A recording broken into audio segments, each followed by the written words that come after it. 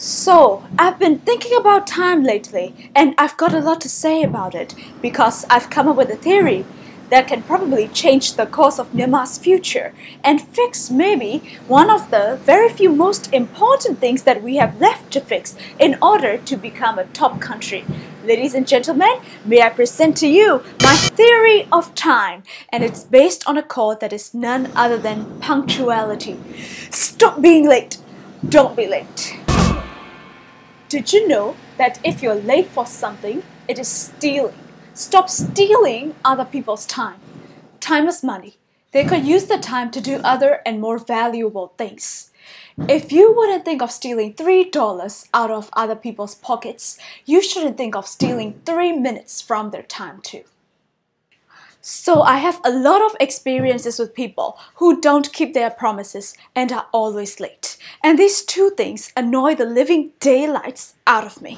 And they always have good reasons or excuses. Firstly, for meetings and appointments, I want to state the very fundamental purpose of setting up a time.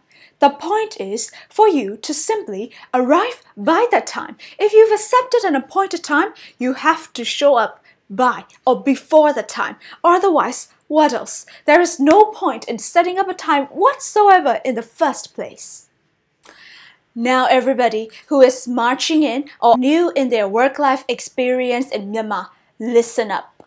At every workplace, you'll find a lot of those people who don't keep their promises to be timely or punctual. Except maybe in Japan.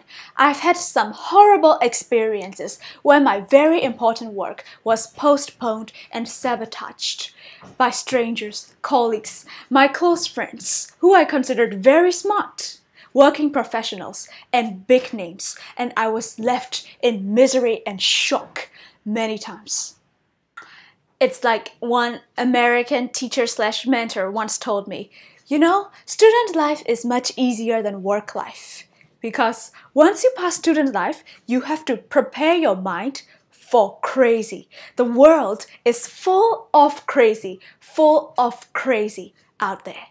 Now I get it. For me, most of the craziness comes from when I have to work with the 30 people. Now I'll prepare you for the worst case scenario. Are you ready? You can afford being late. Your work is time-bound and important. And late people put you in that powerless position where you can't do anything much to fix a situation because you can't contact them. You try to rush them and at least ask what's happening with them, but they suddenly disappear on Messenger and can be contacted by phone or email. So you're left with a ton of crippling stress. Do you know how that feels like? You trusted your work with them, but they break the trust and without giving you a reason or warning beforehand. So you can opt out to cut work with them, go to another person, and prepare not to lose your mind in advance. I can't. Don't you think everybody deserves to have their time respected at least? Respect other people's time. Stop the tardiness. All of that made me realize why companies need to have contracts in place so you can sue these people. Might be necessary. That tardiness and overestimation of one's worth go hand in hand. Maybe you think you're worth the wait and the confusion, but no! People will be glad if you're late and finally show up. Like, after all the waiting anxiety, you arrived and you're here, but they'll be even gladder if you arrive on time. If you're late, you're late. Simple as that. And you cannot give the time that you cost other people to lose back. So time is worth way more than money. For people trying to simplify life, tardiness really gets in the way. People don't like it and will assume your reasons of being late. Like, oh, maybe he doesn't care about other people's time and concern. So it's not good for your social life. I've seen most students are usually 5 to 10 minutes late for every class, so they miss the very important beginnings of it, and sometimes up to half an hour late, so they miss half of the class. And it's obviously their loss. because they usually have to pay the monthly class fees in advance. Why did you accept the given class hours if you knew they weren't going to work for you in the first place? You're wasting your time and hurting the teacher's experience. Do you think they enjoy late students coming in and cutting in the middle of their classes? Being punctual can show that you're dependable, and your humility builds your self-confidence and show that you're at your best and in control of your life.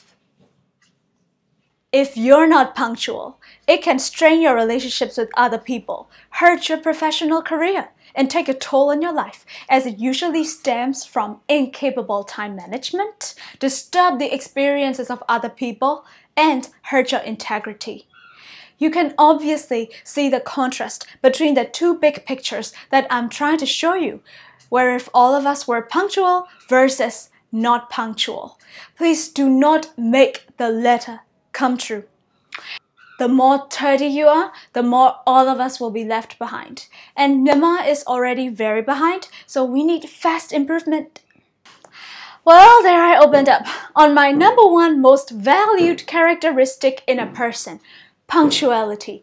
Please, please, please choose to be and be punctual. Thank you. See you all in the next video.